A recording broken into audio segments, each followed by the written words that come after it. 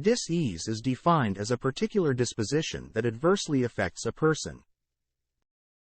It describes a lack of ease, comfort, or wellness, a state in which the body's normal balance or homeostasis is disrupted.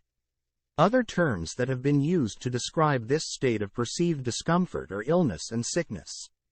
The concept of dis-ease has been in use for many millennia by nature doctors and more recently by alternative medicine practitioners to refer to discomfort that can occur at both the physical and subtle body levels. By contrast, disease refers to an abnormal condition characterized by specific signs and symptoms. It is a modern term, as defined by the World Health Organization in the International Classification of Diseases or ICD list. It is used by modern medical doctors to exclusively diagnose and treat medical conditions. In alignment with the scientific method, disease is described only at the physical body level. So, what term properly describes someone who has not been experiencing optimal health? Well, back in ancient Greece, it was believed that illness was simply an inner reminder for an individual to live more in harmony with nature. They interpreted symptoms as a communication system between the body and the mind, an expression of subtle intuition. They also believed that a person's ability to fight dis-ease was individualized and depended upon their own inner profile of healing mechanisms. Hippocrates postulated that dis-ease occurs in the human body due to poor diet, lifestyle choices, and environmental conditions. He used natural strategies to strengthen the human body to prevent dis-ease and allow it to heal itself from within when it did succumb to illness. In the 19th century, the application of scientific knowledge into medicine led to an epic rivalry between two French chemists, Louis Pasteur and Antoine Béchamp. Pasteur's germ theory argued that microbes were the cause of disease. He described pathogens invading the human body's sterile blood environment, causing infections. Béchamp's pleomorphic theory counter-argued that an imbalanced internal terrain was more important in disease formation than the microbes were. Since the human body naturally lives in symbiosis with a multitude of microorganisms, he postulated that disease forms only when the internal bioterrain was suboptimal, allowing for the microorganisms to turn into pathogens.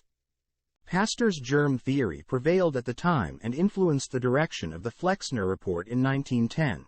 Towards the development of our current, modern medicine system.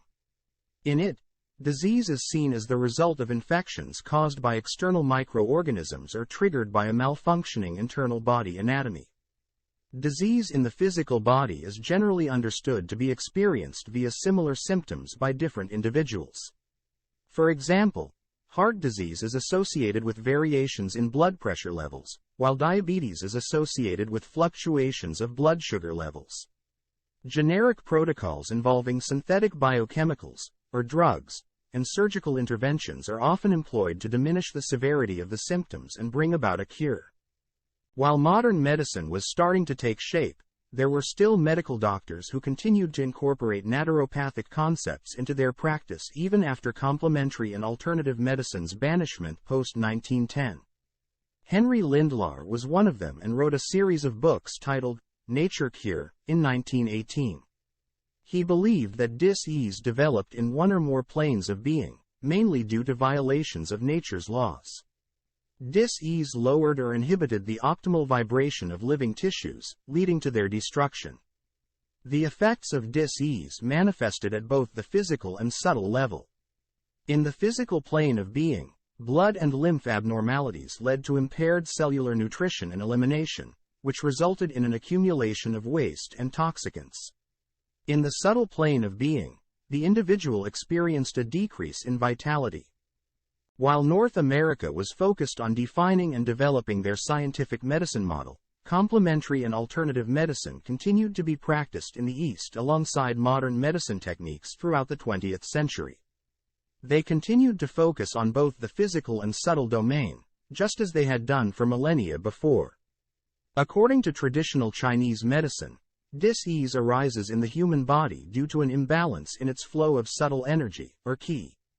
Similarly, in Ayurveda, dis-ease develops as a result of deviations from one's innate subtle energy or dosha levels.